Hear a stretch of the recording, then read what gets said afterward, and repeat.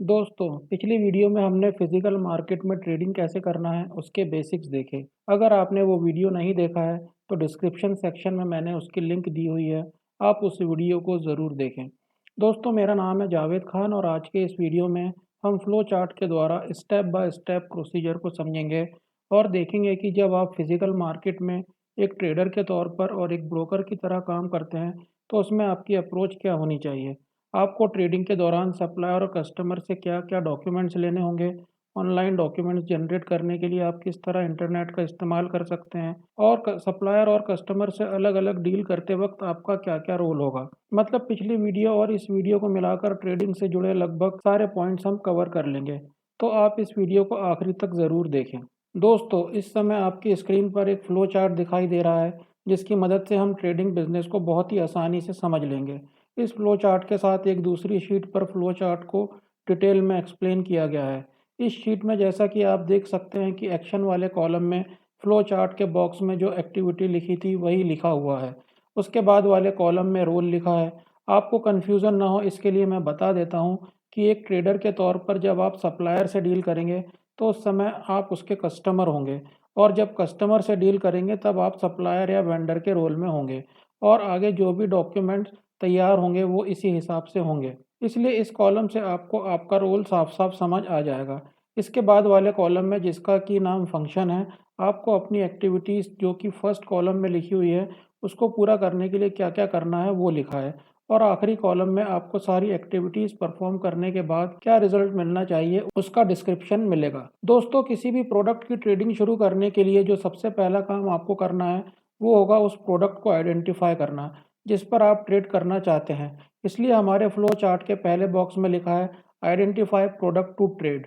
अब आपने अपने एरिया के हिसाब से प्रोडक्ट सेलेक्ट करने के लिए आपको क्या करना है वो हम दूसरी शीट में देखते हैं। इस शीट के हिसाब से आपको ऐसे प्रोडक्ट देखने हैं जो आपके एरिया में मैन्युफैक्चर किए जाते हैं या फिर जिसकी फसल आपके एरिया में उगाई जाती है।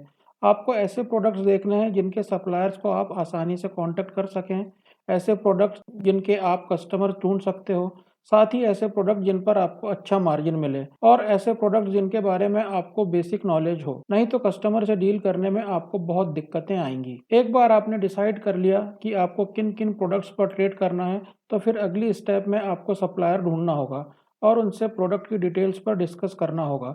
साथ ही आपको उन्हें ये बताना होगा कि आप उनके प्रोडक्ट्स पर ट्रेड करते हैं और वो आपको किन रेट्स पर माल सप्लाई करेंगे। आपके लिए अच्छा होगा कि अपने प्रोडक्ट के लिए आप 3-4 सप्लायर की टच में रहें, ताकि डील के टाइम पे किसी एक सप्लायर से सौदा ना पटे, तो दूसरे सप्लायर से बात की जा सके। सप्लायर को ढूँढने के लिए आप सीधे उनकी मैन्युफैक्चरिंग साइट पर जा सकते हैं या फिर उनके वेयरहाउस पर और अगर आप एग्रीकल्चर से रिलेटेड प्रोडक्ट पर ट्रेड कर रहे हैं, तो फिर सीधे किसानों से अनाज मंडी में मिल सकते हैं। इसके अलावा आपको इंडिया मार्ट, ट्रेड इंडिया और फेसबुक पर भी सप्लायर मिल जाएँगे। इतनी तैयारी कर लेने के बाद आपने कस्टमर की तलाश करनी है। इस समय मार्केट में एंड कस्टमर ढूँढना सबसे ज़्यादा मुश्किल काम है। आप जिससे भी कस्टमर समझकर बात करेंगे, वो आप ही की तरह ट्रेडर निकलेगा।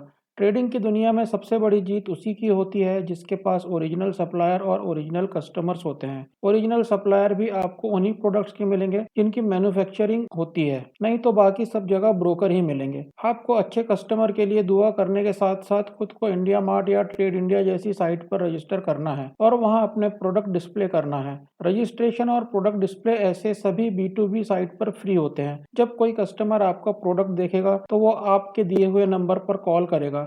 इसके अलावा कस्टमर के लिए आप अपने पर्सनल कॉन्टैक्ट्स भी इस्तेमाल कर सकते हैं। एक बार आपने कस्टमर आइडेंटिफाई कर लिया तो अपने कस्टमर को प्रोडक्ट का कोटेशन भेजना है। कोटेशन में आपकी कंपनी का नाम, जीएसटी नंबर, कस्टमर की कंपनी का नाम, उसका जीएसटी नंबर, प्रोडक्ट का नाम, कोड, रेट, प्रोडक्ट का weight, mode of transportation, transportation charges और एप्लीकेबल टैक्सेस मेंशन होंगे। कस्टमर को अगर आपके रेट पसंद आते हैं तो वो आपको परचेस ऑर्डर भेजेगा जिसमें कोटेशन में दी गई डिटेल्स के अलावा प्रोडक्ट की क्वांटिटी और डिलीवरी डेट मेंशन होगी। आपको सारी डिटेल्स के साथ कस्टमर की फर्म के सील और सिग्नेचर भी वेरीफाई करना है। इसके बाद आपने जो डील कस्टमर से तय की है उसे सप्लायर से अपने रेट पर डिस्कस करनी है। आपके पास जो 2-3 सप्लायर मौजूद हैं उन सबसे डिस्कस करके जो सबसे बेस्ट सप्लायर जिसके पास प्रोडक्ट रेडीली अवेलेबल हो और अच्छे रेट पर टाइमली डिलीवरी देने को तैयार हो, उससे आपको डील करनी है। जो रेट आपने कस्टमर से तय किया है उससे कम रेट पर सप्लायर से डील करना है। और यहाँ एक कस्टमर के तौर पर आपको नया परचेस ऑर्डर अपनी कंपनी के नाम से सप्लायर को भेजना है। इसके बाद सप्लायर आपको प्रोफार्मा इनवॉइस भेजेगा, जिसमें परचेस ऑर्डर जो आपने अपनी कंपनी के नाम से सप्लायर को भेजा है पर जो डिटेल्स हैं उसके अलावा जिस डेट तक सप्लायर वो डिलीवरी दे सकता है वो मेंशन होगी। प्रोफार्मा इनवॉइस और टैक्स इनवॉइस में फर्क ये होता है कि प्रोफार्मा इनवॉइस में रेट और डिलीवरी डेट इंपॉर्टेंट होती है, जबकि टैक्स इनवॉइस में रेट के साथ एडवांस और बैलेंस अमाउंट इंपॉर्टेंट होता है। अब आपने कस्टमर को अपनी कंपनी के नाम से प्रोफार्मा इनवॉइस भेजना है, जिसमें रेट को छोड़कर सारी डिटेल्स वही रहेंगी जो सप्लायर ने आपको भेजी है। कस्टमर को भेजने से पहले सारी डिटेल्स आपने ठीक से वेरीफाई करनी है। इसके बाद आपने कस्टमर से एडवांस ले लेना है, जो कि टोटल अमाउंट का कम से कम 20% तो होना ही चाहिए। एडवांस लेना सिर्फ प्रोसेस को आगे बढ़ाने के लिए ही जरूरी नहीं होता, बल्कि कस्टमर बीच से डील खत्म न कर दे उसके लिए भी जरूरी होता है। इसके अलावा जो रेट आपका सप्लायर के साथ तय हुआ है उसका 20% आपने सप्लायर को देना है। अब यहाँ आपको डील के एंड में जो नेट प्रॉफिट होने वाला है उसका 20% ऑलरेडी आपकी जेब में आ चुका है, लेकिन आपको ख्याल रखना है कि ये पैसा आप डील खत्म होने तक खर्च ना करें। अब इसके बाद सप्लायर अपनी लोकेशन पर माल लोड करवाएगा। आपने इस समय पूरी कोशिश करना है कि लोडिंग के वक्त आप सप्लायर की लोकेशन पर मौजूद हो, क्योंकि कस्टमर से डील आपने की है तो आगे जो भी जवाबदारी है वो आपकी बनती है। आपने देखना है कि माल लोड होने से पहले ठीक से पैक हुआ है या नहीं, माल की क्वालिटी ठीक है या नहीं, जिस व्हीकल में माल लोड हुआ है उसमें जीपीएस डिवाइस लगा है या नहीं, और साथ ही आपको व्हीकल का नंबर और ड्राइवर का नंबर नोट कर लेना है। इसके अलावा माल लोड होते समय व्हीकल और प्रोडक्ट का वीडियो आप